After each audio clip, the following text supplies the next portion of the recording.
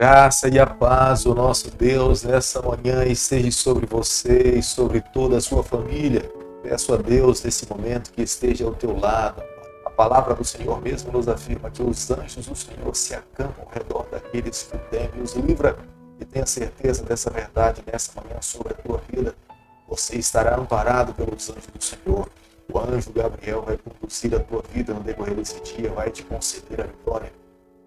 Deixo com você também uma parte da Bíblia, do livro de Provérbios, capítulo 3, o verso 3 e o verso 4, onde a Bíblia diz o seguinte: não te desamparem a benignidade e a fidelidade, atas ao teu pescoço, escreves na tábua do teu coração e acharás a graça e a boa compreensão diante de Deus e dos homens. Provérbios, capítulo 3, o verso 3 e o verso 4. Nós precisamos amarrar ao nosso corpo, é uma figura de linguagem, nós precisamos ser benignos, fiéis ao Senhor, escrever no nosso coração as verdades que estão escritas na palavra de Deus. Se fizermos isso, tenha certeza que iremos agradar a Deus e viveremos também como cidadãos nessa terra, cidadãos para o reino celestial e cidadãos para esse mundo também. A cada dia nesse canal nós estudamos um capítulo. Amanhã convido você a ter nas mãos a palavra de Deus, o livro de Salmo, capítulo 9, versículo 1. Louvar-te-ei, Senhor, de todo o meu coração, contarei todas as tuas maravilhas. O salmo que nós estaremos estudando nessa manhã é o Salmo 9. Davi abre seu coração com palavras de gratidão ao Senhor. Davi reconhece que tudo que ele tem e o que um dia irá possuir na sua vida é resultado diretamente das mãos de Deus, sobre bênçãos sobre ele. Nada que Davi conquistou, nada do que ele irá conquistar, Davi tem plena consciência que é esforço ou obra das suas próprias mãos, mas é tudo bênçãos, provida das mãos do Criador de todas as coisas. Mas no capítulo 9 também, Davi realça a importância de entendermos que nós temos um juiz entronizado no santuário celestial. É ele que julga todas as pessoas, ele julgará os ímpios e dará recompensa para todos os filhos fiéis que vivem nessa terra. Davi já tinha plena consciência da natureza divina. Davi sabia que Deus se agrada de palavras de gratidão, palavras de homenagem. E sabia que nenhuma pessoa deveria comparecer diante do Senhor de mãos vazias, mas todos aqueles que fossem comparecer diante do Senhor deveria pelo menos ter um coração contrito, um coração consciente do que estaria fazendo diante do seu Deus. E no capítulo 9 do livro de Salmos, Davi expressa através desse cântico a maneira pela qual ele entende que irá agradar o coração do Senhor. Bênçãos em nossa vida são inúmeras. O que precisamos fazer é exercitar de fato palavras e gestos de gratidão a Deus. Muitas vezes falamos o que é que o Senhor tem feito com nós, é porque não refletimos, é porque nós não paramos. Mas quando paramos para pensar nos feitos de Deus sobre a nossa vida, nós não conseguimos mensurar. Davi, sentado no seu trono, relembrando dos feitos de Deus sobre o seu povo, ele começa a rememorar desde quando Deus libertou o seu povo do cativeiro do Egito e agora Deus tinha lhe colocado como sendo o rei do seu povo nessa terra. Todas essas palavras de Davi eram uma demonstração do seu reconhecimento da soberania sobre ele. Davi tinha plena consciência de uma coisa: nada do que ele tinha conquistado nessa terra era resultado dos seus esforços, mas diretamente as bênçãos de Deus sobre a sua vida. Salmo capítulo 9, o versículo 11, a Bíblia diz o seguinte: cantai louvores ao Senhor que habita em Sião, proclamai todos os povos os seus feitos. Davi queria que nesse momento toda a terra pudesse ter conhecimento de todos os feitos que Deus tinha feito entre os israelitas. Tudo o que eles tinham recebido provinha das mãos do Criador. Um povo que tinha sido escravo por mais de 430 anos no cativeiro do Egito, agora era um povo livre, tinha liberdade para escolher a quem servir e a quem adorar. O próprio Deus tinha se manifestado em querer morar entre o seu povo, dentro do santuário. Que maravilha seria para uma nação ter a certeza que Deus estava ao seu lado, quando eles quisessem abrir seus corações, fazer as suas expressões de gratidão, eles deveriam se dirigir ao templo e ter a plena convicção que o Deus eterno, o Deus criador, estava diante deles. Davi também no capítulo 9, ele tem plena consciência de um fato: As bênçãos que Deus queria dar para o seu povo não deveriam ser bênçãos egoístas e exclusivas para a nação de Israel.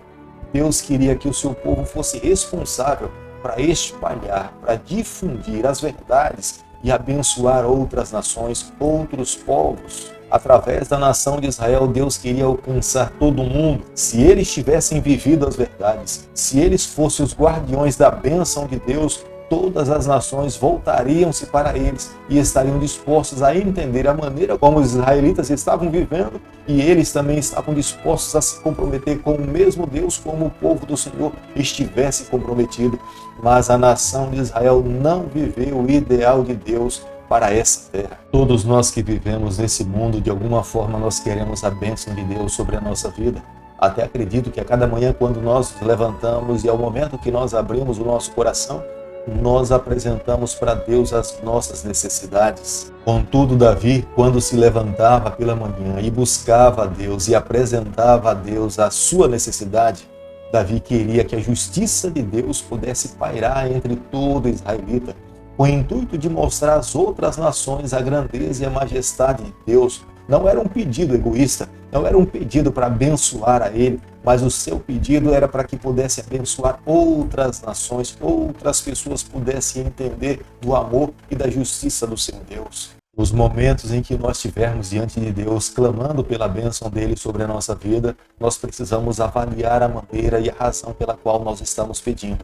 É para nos abençoar ou para que a bênção de Deus possa abençoar outras pessoas? Não é que esse Deus não tenha interesse na tua vida particular, mas se os nossos pedidos no decorrer de uma vida forem extremamente egoístas, pensando apenas em nós, não pensando em outras pessoas, nós precisamos reavaliar os interesses do nosso coração. Davi, na sua trajetória, soube o que é padecer, soube o que é sofrer, como ele foi perseguido por Saul.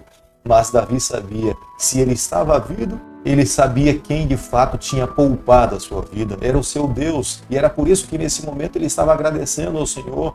Se Deus tinha lhe permitido que ele estivesse com vida nesse instante, somente a ele deveria se debruçar, se curvar e adorar. Era na porta da cidade onde se dava os grandes negócios. Davi também sabia que era na porta da cidade onde estavam as pessoas para espalhar as boas notícias e as más notícias. Já que os mortos não podem amar, não podem fazer nenhum tipo de comunicação com os vivos, Davi clama pelo Deus eterno para que ele livre a sua vida, para que ele possa dar louvores ao nome do Senhor.